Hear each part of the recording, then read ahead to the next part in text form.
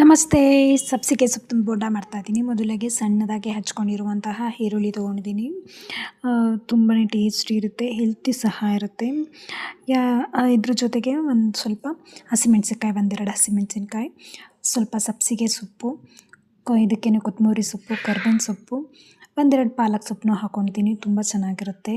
ಒಂದು ಅರ್ಧ ಸ್ಪೂನಷ್ಟು ಖಾರದ ಪುಡಿ, ಒಂದು ಅರ್ಧ ಸ್ಪೂನಷ್ಟು ರುಚಿಗೆ ತಕ್ಕಷ್ಟು ಉಪ್ಪು, ಕಡಲೆ ಹಿಟ್ಟು 2 ಬೌಲಷ್ಟು ಕಡಲೆ ಹಿಟ್ಟು ತೊಗೊಂಡಿದ್ದೀನಿ. ಎಲ್ಲನೂ ನೀಟಾಗಿ ಫಸ್ಟು ಮಿಕ್ಸ್ ಮಾಡ್ಕೊಳ್ಳೋ ಅಂಥದ್ದು.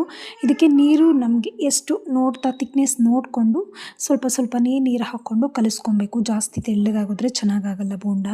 ಸೊ ಇಷ್ಟು ನೋಡಿಕೊಂಡು ನಮಗೆ ಈ ಹದದಲ್ಲಿ ಕಲಿಸ್ಕೊಂಡು ಬಾಣಲಿನ ಎಣ್ಣೆ ಕಾಯಕ್ಕಿಟ್ಕೊಂಡು ಎಣ್ಣೆಗೆ ನೀಟಾಗಿ ಬೋಂಡ ಬಿಟ್ಕೋಬೋದು. ತುಂಬಾ ಚೆನ್ನಾಗಿರುತ್ತೆ. ಇದ್ರಲ್ಲಿ ವಡೆ ಥರನೂ ಸಹ ಮಾಡ್ಬೋದು. ನೆಕ್ಸ್ಟ್ ನನ್ನ ಅಪ್ಕಮಿಂಗ್ ವೀಡಿಯೋಸಲ್ಲಿ ಅದನ್ನು ಸಹ ಅಪ್ಲೋಡ್ ಮಾಡ್ತೀನಿ. ಯಾರ್ಯಾರು ನನ್ನ ಮೊದಲು ವೀಡಿಯೋ ನೋಡ್ತಾ ಇದ್ದೀರಾ ಪ್ಲೀಸ್ ಸಬ್ಸ್ಕ್ರೈಬ್ ಮಾಡಿ, ಸಪೋರ್ಟ್ ಮಾಡಿ, ಲೈಕ್ ಮಾಡಿ, ಶೇರ್ ಮಾಡಿ. ನಿಮ್ಮ ಅನಿಸಿಕೆ ಅಭಿಪ್ರಾಯನ ಕಮೆಂಟ್ಸಲ್ಲಿ ತಿಳಿಸಿ.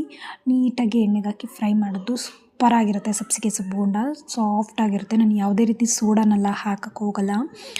ತುಂಬ ಟೇಸ್ಟಿ ಇರುತ್ತೆ. ನೋಡ್ಬೋದು ನೀವು ಎಷ್ಟು ಚೆನ್ನಾಗಿ ಬಂದಿದೆ. ಮೇಲ್ಗಡೆ ಕ್ರಿಸ್ಪಿಯಾಗಿ ಒಳಗೆ ಸಾಫ್ಟಾಗಿರುತ್ತೆ. ನಮ್ಮ ಮನೇಲಿ ಯಾವಾಗ ಚಿತ್ರಾನ್ನ ಮಾಡಿದ್ರು ಚಿತ್ರಾನ್ನ, ಚಟ್ನಿ, ಬೋಂಡ ಕಂಪಲ್ಸರಿ.